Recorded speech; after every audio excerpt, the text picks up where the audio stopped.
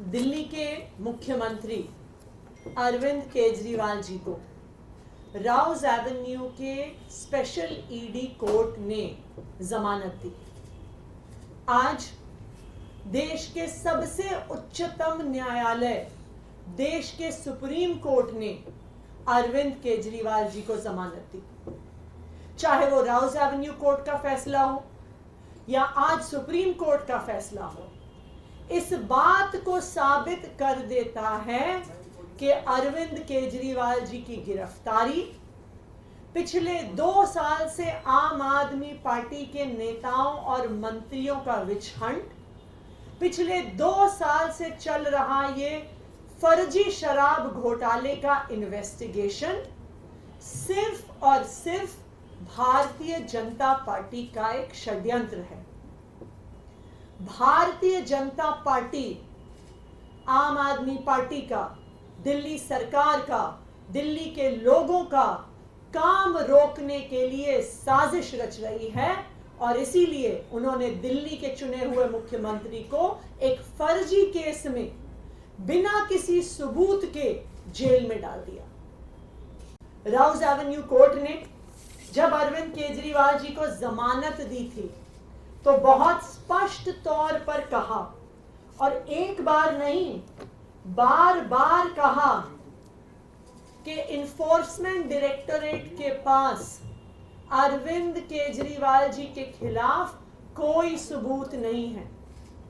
उन्होंने ये भी कहा कि ईडी इस केस में एक बायस के साथ एक्ट कर रही है। ये कोर्ट के शब्द हैं, ये हमारे शब्द नहीं हैं। आज राउज एवेन्यू कोर्ट के उस फैसले पर सुप्रीम कोर्ट ने भी मोहर लगा दी और अरविंद केजरीवाल जी को ईडी के मुकदमे में जमानत दे दी। लेकिन भारतीय जनता पार्टी को यह पता था, उनको पता था कि राउज एवेन्यू कोर्ट से जमानत मिल गई है, उनको पता था कि सुप्रीम कोर्ट से भी जमानत मिल जाएगी। इसीलिए उन्होंने एक और षड्यंत्र रचा और सुप्रीम कोर्ट में जिस दिन अरविंद केजरीवाल जी की जमानत का केस आना था, उससे पिछले दिन अपने एक और राजनीतिक हथियार सीबीआई से अरविंद केजरीवाल जी को गिरफ्तार करवा लिया। क्यों किया गिरफ्तार सीबीआई से?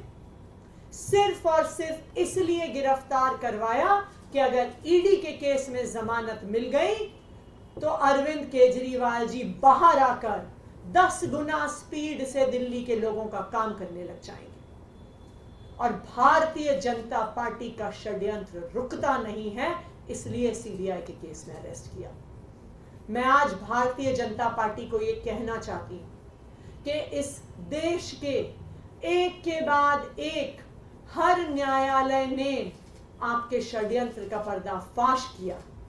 एक के बाद एक न्यायालय ने कहा है कि अरविंद केजरीवाल जी के खिलाफ सबूत नहीं है और आज एक के बाद एक हर न्यायालय अरविंद केजरीवाल जी को जमानत दे रहा है। मैं भारतीय जनता पार्टी को यह कहना चाहूंगी कि अपना घमंड खत्म करिए, अपना अहंकार खत्म करिए और बाकी पार्टियों के खिलाफ, लोकतंत्र के खिलाफ षड्यंत्र रचना बंद करिए।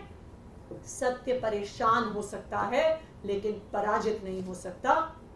अरविंद केजरीवाल की ये जमानत आज पूरे देश के सामने ये साफ कर देती है कि अरविंद केजरीवाल सत्य के साथ खड़े थे, खड़े हैं और खड़े रहेंगे।